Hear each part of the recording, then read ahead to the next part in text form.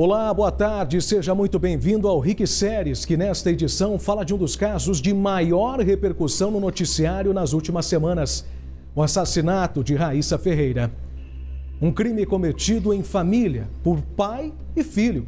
Pessoas de confiança da vítima que confessam a autoria e apontam a localização do corpo. Marcelo Alves afirma que matou a garota após se declarar e ser rejeitado por ela. Já Johnny de Assis garante que ajudou apenas a esconder o corpo. Duas confissões, mas que meses após o crime se mostram insuficientes para esclarecer o caso. Relembre a partir de agora essa história. Parabéns pelo seu aniversário. Agora não há motivos para comemorar. Raíssa completaria 24 anos justamente no dia em que foi enterrada. A cidade de Paulo Afonso, no norte da Bahia, foi tomada por homenagens. Desde a chegada do corpo, com passeata e aplausos, até o velório no ginásio de esportes, a cidade toda parou. Uma comoção proporcional à gravidade do que aconteceu com Raíssa Suelen. A jovem Miss de 23 anos ficou desaparecida por 7 dias. O corpo foi encontrado em uma área de mata, em Araucária, no Paraná.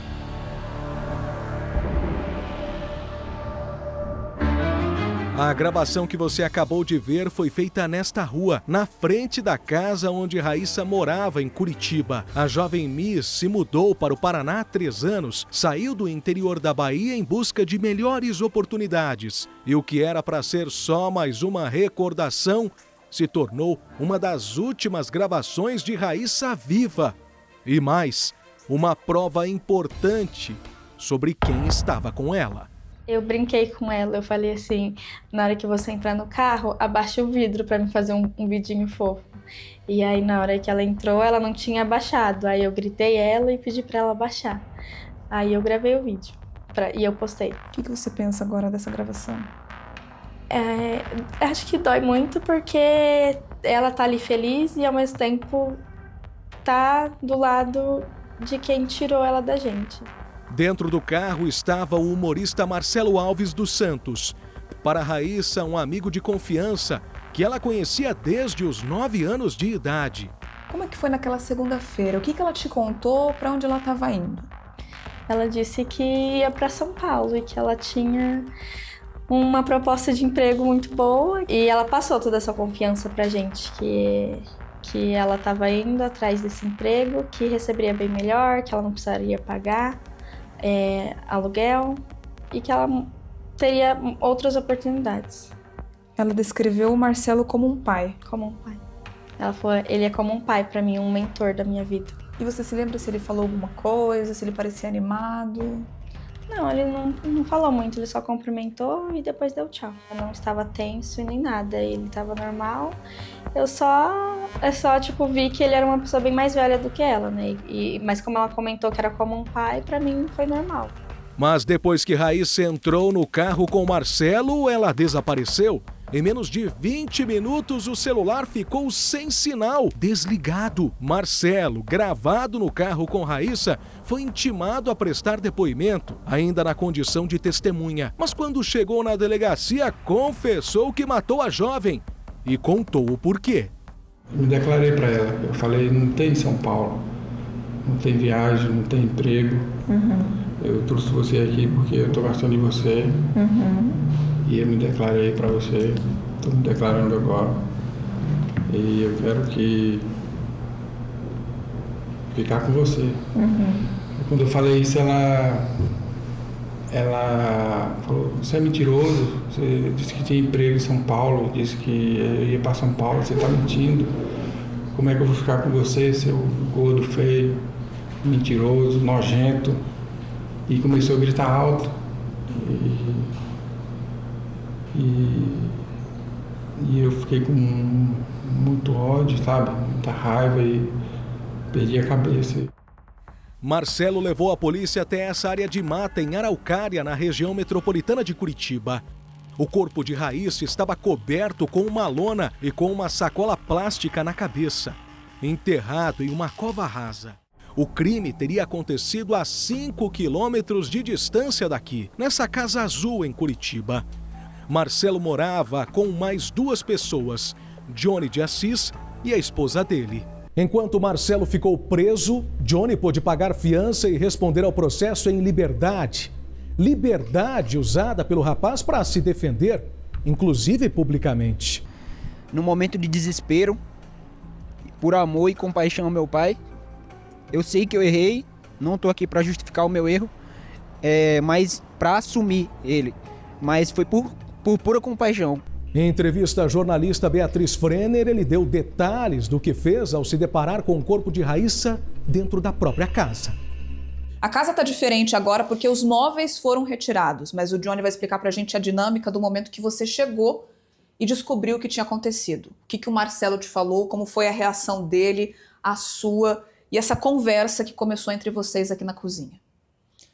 Assim que eu cheguei, a primeira coisa que eu fiz foi olhar pro fogão. Quando eu percebi que não tinha comida no fogão pronta, eu estranhei, mas ao mesmo tempo não, porque a gente sempre comia marmita, sabe? Uma coisa que eu percebi também é que a casa estava arrumada. Mais arrumada que o normal. É. Ele estava nesse ponto aqui da casa falando com você. Ele estava exatamente aqui. Exatamente aqui.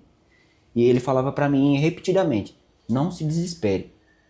Não se desespere. Ao perceber que ele estava repetindo várias vezes aquilo ali e não vinha risadas, não vinha brincadeira, eu comecei a levar mais a sério, né? Comecei a acreditar de verdade. E eu perguntei: pai, o que tá acontecendo? Ele falou: cometi a pior burrada da minha vida, cara. Uma tragédia aconteceu. Ele falou: a Raíssa. Só que fazia mais de 2 anos que eu não falava com a Raíssa. Fazia muito tempo. Eu não sabia nem que ele tinha contato com a Raíssa. Quando ele falou: a Raíssa faleceu, achei que ele estava sabendo que ela tinha falecido. Assim que ele falou que ela tinha falecido, eu perguntei aonde e ele apontou para o quarto. A porta estava fechada, eu abri a porta do quarto. O corpo da Raíssa estava exatamente aqui, ó. Na ponta. Não estava no meio, estava na ponta. Todo empacotado naquele plástico azul. Eu realmente não tive reação, fiquei em choque. Eu me deparo com a pessoa que eu cresci morta dentro da minha casa, em cima da cama do meu pai. E do outro lado tem o meu pai implorando a pessoa que deu a vida por mim, implorando para que eu ajudasse, que eu dirigisse o carro. Por que ele não podia dirigir sozinho esse carro? Exatamente. No momento de desespero, se eu tivesse em sã consciência igual eu tô agora, jamais eu concordaria com isso. Johnny confessa que dirigiu o carro até o local onde o corpo foi enterrado, mas nega a participação na morte de Raíssa. Em nenhum momento eu falei que não participei, mas sim, dirigindo. E mais nada, apenas dirigindo. Eu não ajudei em exatamente nada, eu não desci do carro. Quanto tempo que levou que ele ficou dentro do mato?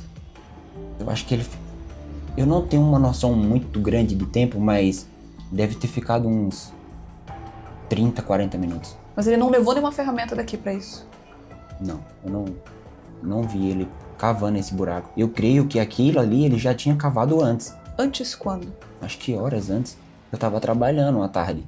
Então não sei qual o horário que ele foi lá, entende? Ele se justifica. Eu tenho certeza absoluta que qualquer pessoa no meu lugar faria isso pelo pai. Eu sei que estão me julgando pelo que eu fiz, mas realmente só sabe quem passa.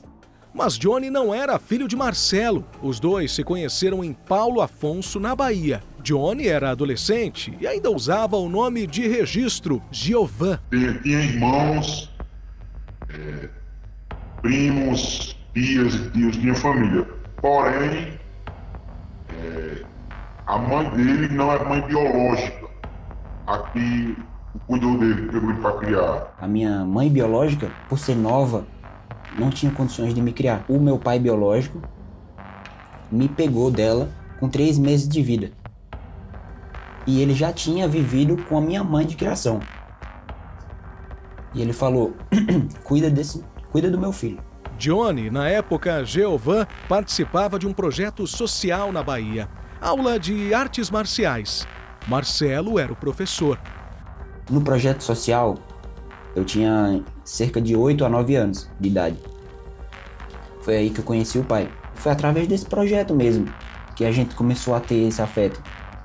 E até hoje. A liberdade de Johnny durou pouco. Dias após se defender nos microfones da RIC TV, ele foi preso. Segundo a polícia, é uma medida necessária para proteger as investigações. Johnny estaria interferindo no processo, buscando por testemunhas e imagens de câmeras de segurança. Enquanto estava preso na cadeia pública de Curitiba, Johnny foi interrogado. Respondeu todas as perguntas e foi além. Admitiu pela primeira vez que o crime poderia ter sido planejado. Com um uniforme de presidiário, Johnny de Assis respondeu todas as perguntas do delegado. E não só isso, fez até mesmo reflexões sobre o crime. Eu acho, na minha percepção, doutor, é que ele queria, de alguma forma, se declarar para ela, não tinha como atrair ela para poder fazer isso, não sei. Ou ele estava cego de verdade para não pensar nas consequências. Isso já me levou a pensar que não foi algo planejado, mas se você parar para pensar, parece que as provas levam para isso, sabe? Ele ter trazido ela, de ter prometido um emprego, né? Essa foi a primeira vez que Johnny admitiu a possibilidade do assassinato de Raíssa Ferreira ter sido planejado. Ao longo dos mais de 30 minutos de interrogatório, ele deixou claro que o culpado pelo crime foi seu pai adotivo, Marcelo Alves. Já ele teria apenas ajudado a esconder o corpo da vítima. Na verdade, doutor, não foi nada nem planejado, né? No momento, quando ele estava em desespero, ele só me pedia ajuda, pelo amor de Deus, me ajuda. Eu vi ele desesperado, eu não sabia como agir. Eu acabei deixando a emoção de filho. Eu deixei me levar, entendeu, doutor? Essa que é a verdade. Ele foi conduzindo tudo e eu só fui deixando me levar, entendeu? Não consegui olhar para ele e falar: não, cara, já era, não vou estar aqui com você. Infelizmente, doutor. Ao responder às perguntas, Johnny usa palavras que colocam Marcelo como a mente por trás do assassinato. Percebi ali no momento que era obsessão, cara. Era obsessão. O interrogatório fez parte de uma ação complementar da investigação policial. Foi a segunda vez que as autoridades ouviram Johnny, mas diferente da primeira, nesta puderam questionar o rapaz sobre novas provas levantadas ao longo das últimas semanas. Parte delas, inclusive, a RIC TV mostrou com exclusividade na última semana, como a compra de uma lona muito semelhante à encontrada com o corpo da vítima.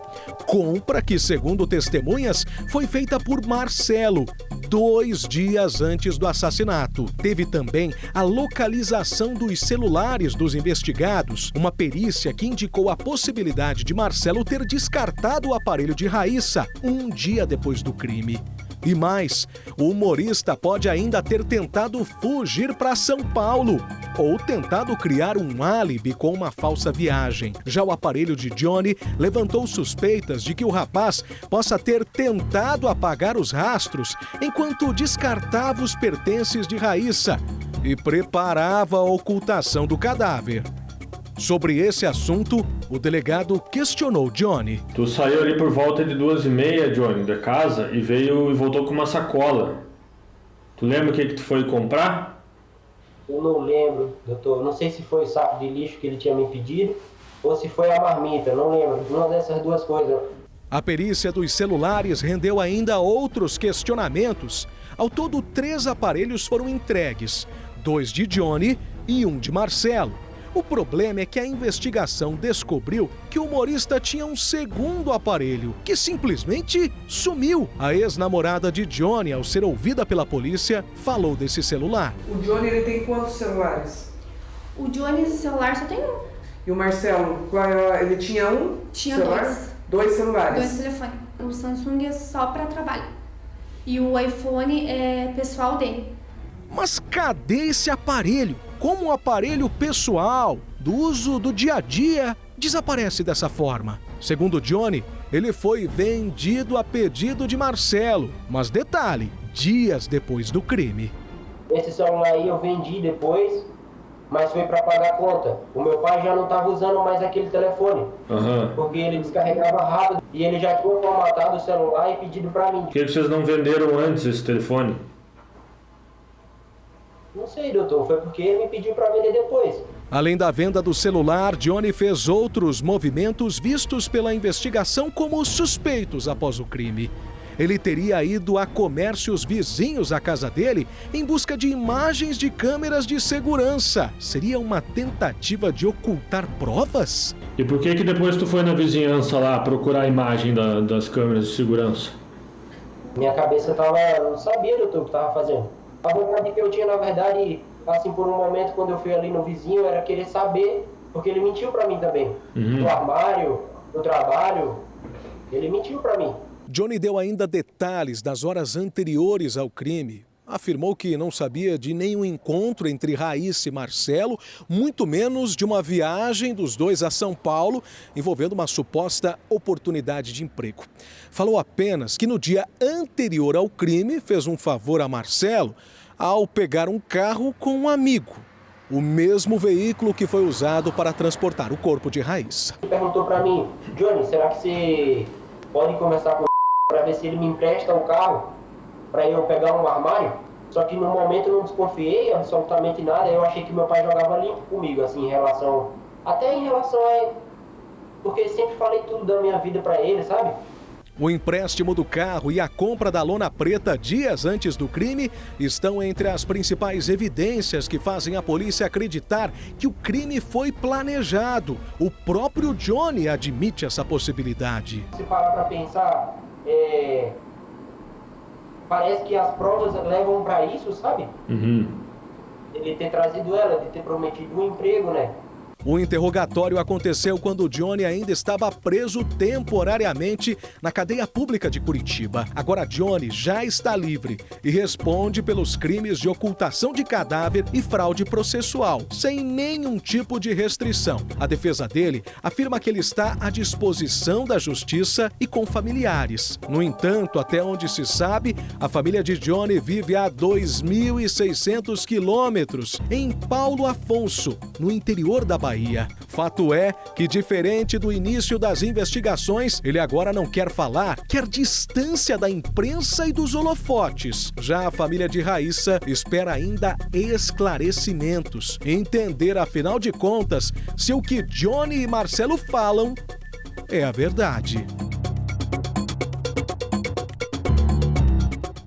Embora o inquérito policial do caso tenha sido concluído ainda em junho, poucos dias após a prisão de Marcelo, a investigação segue ativa e tem trazido à tona indícios que sim, pode ter havido premeditação, um planejamento do crime. Foi o que revelaram relatórios periciais que a RIC TV teve acesso com exclusividade. E não só isso, mostraram como Marcelo e Johnny se comportaram antes e depois do crime.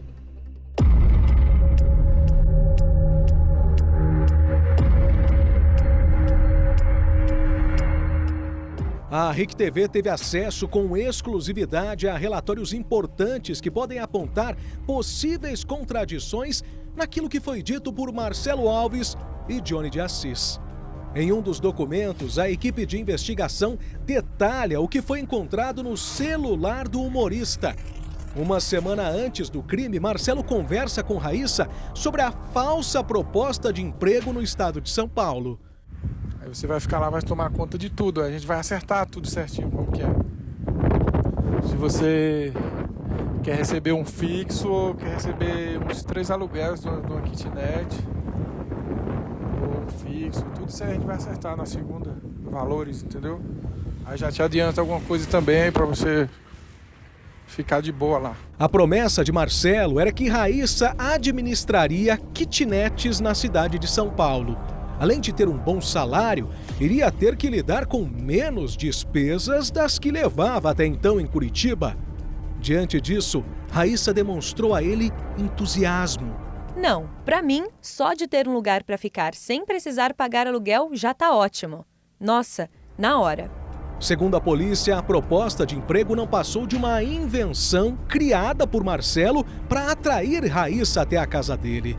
O plano seguiu dessa forma entre o fim do mês de maio e começo de junho, quando Marcelo marcou para uma segunda-feira para buscar Raíssa e levá-la até São Paulo. Ele iria junto. Em entrevista à jornalista Beatriz Frenner, uma amiga da vítima contou que Raíssa estava muito animada com a viagem. Ela disse que ia para São Paulo e que ela tinha uma proposta de emprego muito boa que ajudaria ela, assim. Ela disse que era um amigo que conhecia há muito tempo e que era como um pai para ela. Raíssa então embarcou no carro com Marcelo. Essa é uma das últimas imagens dela viva, se despedindo das amigas. Segundo a polícia, Marcelo levou Raíssa para almoçar e depois foi até em casa.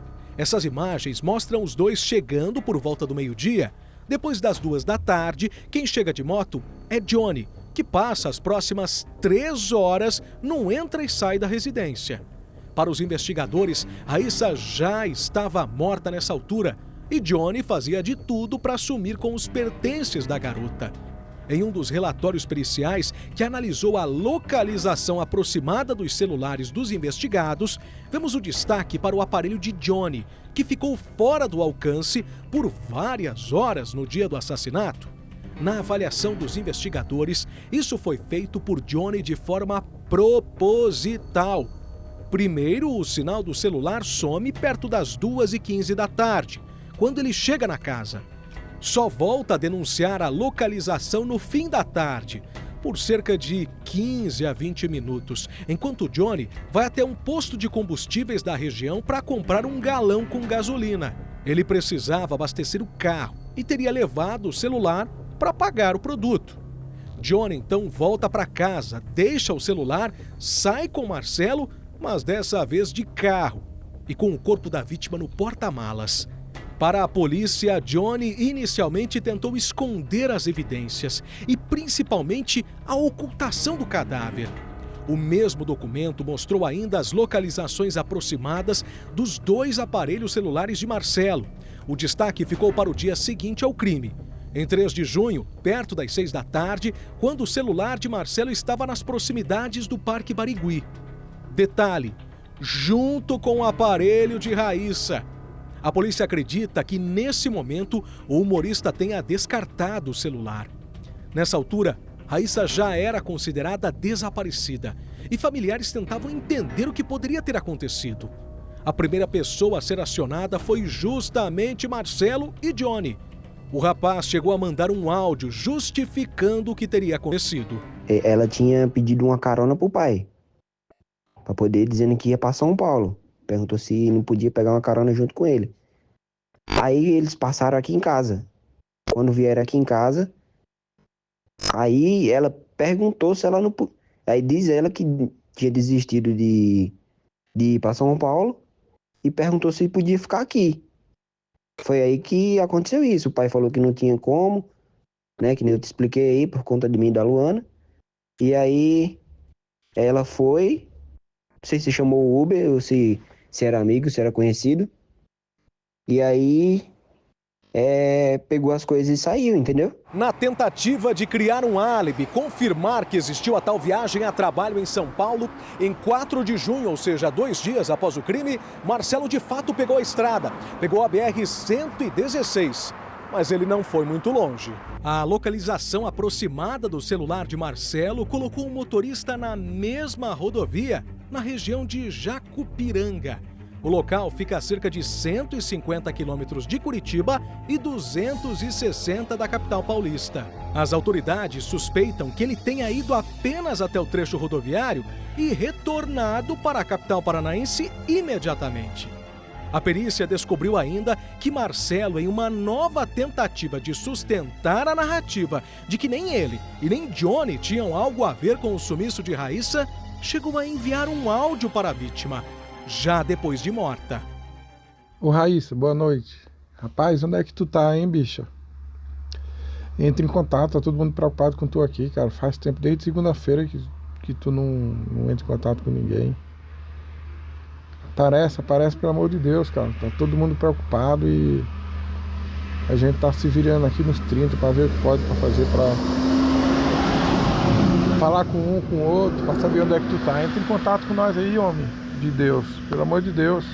A perícia dos celulares rendeu ainda mais para a investigação e trouxe indícios de que Marcelo e Johnny possam ter planejado uma fuga após o assassinato.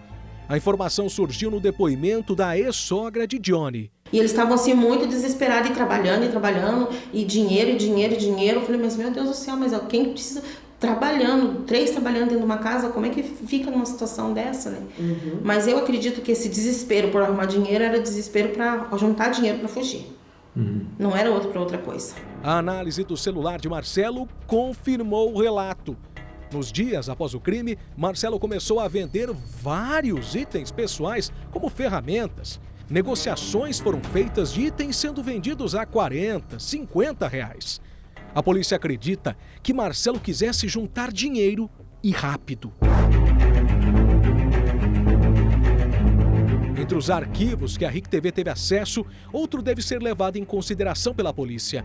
Os investigadores ouviram de testemunhas que 3 dias antes do crime, Marcelo foi até um aviário e comprou uma lona preta, muito semelhante à encontrada com o corpo de Raíssa. Além disso, a sacola escolhida para cobrir o corpo da vítima é a mesma fornecida pelo comércio.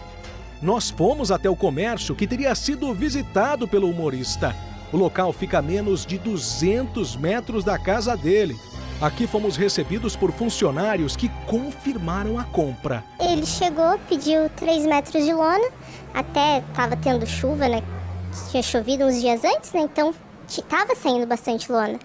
E ele chegou, pediu o que ele queria, pagou e foi embora, como nos outros atendimentos. Não falou nada, não teve nenhuma atitude estranha, nada. Segundo a vendedora, Marcelo comprava rações no aviário com frequência, pelo menos uma vez por mês.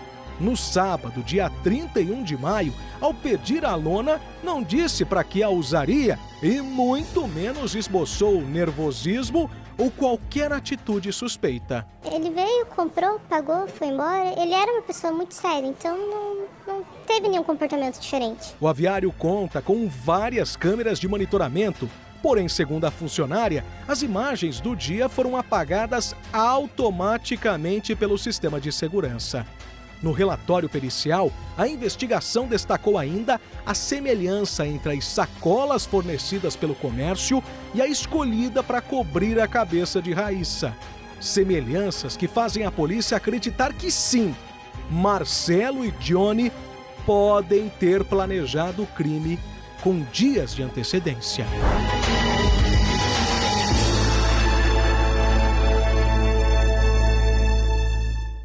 2 meses após o crime, o que a Polícia Civil do Paraná tem a dizer?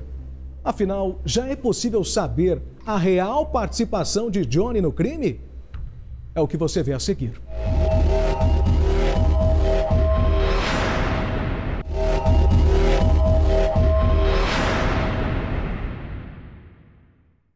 De volta com o RIC Séries, que nesta edição traz detalhes da investigação do caso Raíssa Ferreira. No último bloco, relembramos os principais pontos dessa história desde o momento em que a vítima sai de casa com a esperança de ter um novo emprego no estado de São Paulo, até o avanço das investigações. Por falar nelas, o RIC Séries conversou com o delegado à frente do caso, que foi claro ao dizer que a participação de Johnny no crime ainda é uma dúvida, assim como a motivação. A investigação começa na Delegacia de Proteção à Pessoa, na Desaparecidos, enfim, porque tratava-se de um desaparecimento. Depois, com a confissão do Marcelo e também do Johnny, cada um ali com a sua suposta participação, chega para a DHPP, é isso? Isso. Então, a investigação começa ali com a notícia do desaparecimento da Raíssa, no dia 2 de junho. Então, por se tratar de desaparecimento de pessoa, foi para a DPP. Então, a DPP começou a ir atrás de quem seriam as últimas pessoas que teriam contato ali com a Raíssa. Então chegaram nas pessoas do Marcelo e do Johnny. Então foram intimados e aí compareceram lá na DPP no dia 9. Chegaram lá, acabaram confessando o crime. Mas a investigação, na prática, não está concluída? Com a prisão em flagrante do Marcelo, posteriormente foi convertida em preventiva. Como o Marcelo é o único que foi preso, a gente acabou finalizando ali os atos do inquérito em relação a ele. Então acabamos indiciando ele pelo feminicídio e posteriormente foi denunciado pelo Ministério Público. Então, em relação ao Johnny, até aquele momento tinha elementos ali apenas em relação à ocultação do cadáver ali. Então foi denunciado pela ocultação. Só que as investigações ainda encontram-se em andamento. A gente não encerrou o inquérito em relação ao Johnny, em relação à participação dele no homicídio. A gente demandou várias medidas judiciais ali de quebras de sigilo. Então a gente não descarta em nenhuma hipótese a participação do Johnny também no cometimento do feminicídio.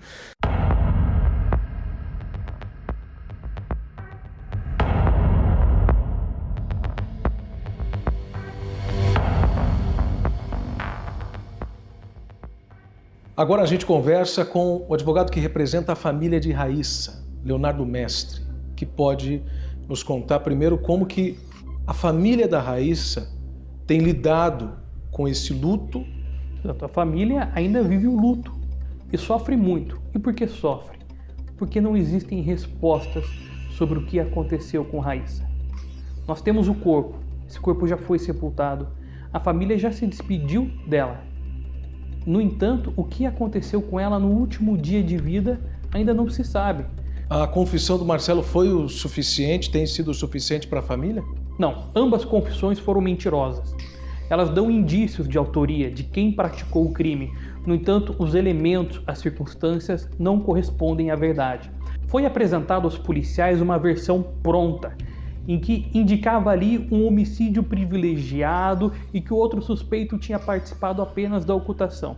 No entanto, os elementos probatórios que nós temos hoje, principalmente as câmeras de segurança, demonstram uma dinâmica completamente diferente. Isto sem falar que durante 8 dias, os dois criminosos acobertaram rastros, eliminaram provas e, principal, constituíram falsas provas para tentar afastar deles qualquer suspeita sobre o que tinha acontecido. Doutor, a gente conversou com o Diego Valim, delegado responsável por essa investigação, pelo prolongamento desse inquérito, onde ele verbaliza, ele é muito claro em dizer que não está descartada a possibilidade de Johnny ter tido uma participação no homicídio, não apenas na ocultação de cadáver. O senhor, a família da Raíssa, também acreditam nessa possibilidade? A família quer que seja apurada se Johnny participou na morte ou não. E se participou, que ele seja responsabilizado por aquilo que ele fez. Por isso, hoje, existe um inquérito policial suplementar específico para apurar a participação dele. A Polícia Civil acredita que a investigação complementar ela seja concluída já nas próximas semanas. A família da Raíssa espera que todas as perguntas que estão aí de fato sejam respondidas? Exatamente. Parte da dor e do luto decorre da ausência de respostas. Por isso, esclarecer se Johnny participou ou não do crime é fundamental. A justiça, quando tarda, ela já não é mais justiça. Por isso, a família tem grande expectativa que a Polícia Civil do Estado do Paraná, junto com o Ministério Público, esclareçam o mais breve possível se Johnny participou ou não do homicídio. O advogado que representa Marcelo e Johnny afirma que não há nada para ser esclarecido. As confissões foram verdadeiras e os dois estão à disposição da justiça. Quando o Johnny é preso, injustamente, porque colaborou com as investigações desde o início, tendo colaborado, não merecia ter ido preso. E a justificativa para a prisão dele foi: fique preso para que as investigações com relação à sua participação ou potencial participação no homicídio continue.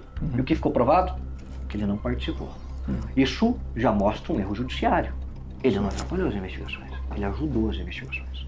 Doutor, a gente teve acesso a relatórios periciais que mostram que a polícia até usa alguns termos bem precisos, como por exemplo, de que Johnny teria feito de forma intencional deixado o celular dentro de casa, numa tentativa de apagar os rastros naquele momento em que depois de ter visto o corpo, de estar saindo. O Johnny teve essa intenção? Naquele momento mesmo de torpor, naquele momento de turbação dos sentidos, o Johnny, junto com o pai, toma uma decisão. A decisão do Johnny foi: eu vou atender um apelo paterno. Nós precisamos lembrar que não era nenhum mendigo de rua, não era nenhum vizinho, não era nenhum colega, era o pai. Doutora, a gente teve acesso a relatórios periciais que indicaram e mostram que a polícia usa termos bastante precisos, como por exemplo de que Johnny supostamente teve a intenção de apagar rastros ou de esconder provas enquanto entrava e saía da casa deles durante aquela tarde, depois de ter encontrado o corpo da Raíssa, como ele mesmo disse, já empacotado, já preparado para a desova.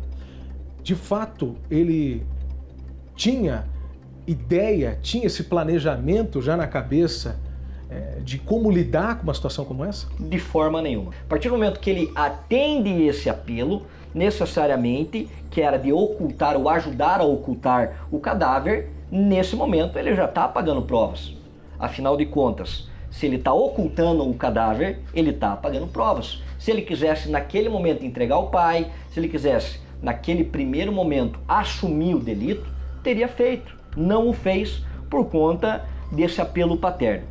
Os mesmos relatórios, em outras páginas, trazem um indício de que Marcelo supostamente tinha um plano de fuga ou algo nesse sentido, como por exemplo a venda aparentemente desesperada de itens pessoais da casa dele na semana em que acontece o assassinato e também, no entendimento da polícia, uma tentativa de criar um álibi ao ir até São Paulo, ainda muito perto da divisa com o Paraná. Existia esse plano de fuga? O Marcelo tentou aliciar o Johnny para esse plano de fuga? De forma nenhuma. Não houve de forma nenhuma tentativa de fuga. Se houve, ela foi frustrada e eles abortaram essa... Eles se arrependeram? Com certeza se arrependeram. E se a declaração de amor for uma mentira? E a principal pergunta que fica é: por quê? Era muito inocente. Acho que isso que dói tanto, pra mim não faz sentido. É a indignação de que a gente não pôde fazer nada. A gente só perdeu ela. Ela deixou esse post-it no domingo na minha porta. E fala assim: em um mundo quase sempre governado por corrupção e arrogância, é muito difícil se manter firme aos princípios literários e filosóficos. Aí embaixo é escrito: pior que gosto dela, da vida, sabe? E esqueço da arrogância, mas tudo passa. Eu passei a semana inteira lendo esse bilhete enquanto ela estava desaparecida, porque eu só queria que ela estivesse bem.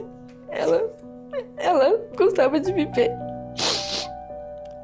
Ela era feliz e tinha muitos sonhos.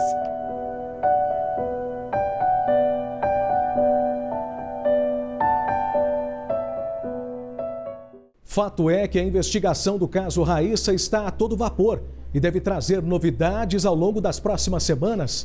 Novidades que podem trazer reviravoltas e responder perguntas sem respostas há 2 meses. Esse foi o especial Caso Raíssa. Eu agradeço pela companhia nesse programa, um bom fim de semana e até uma próxima.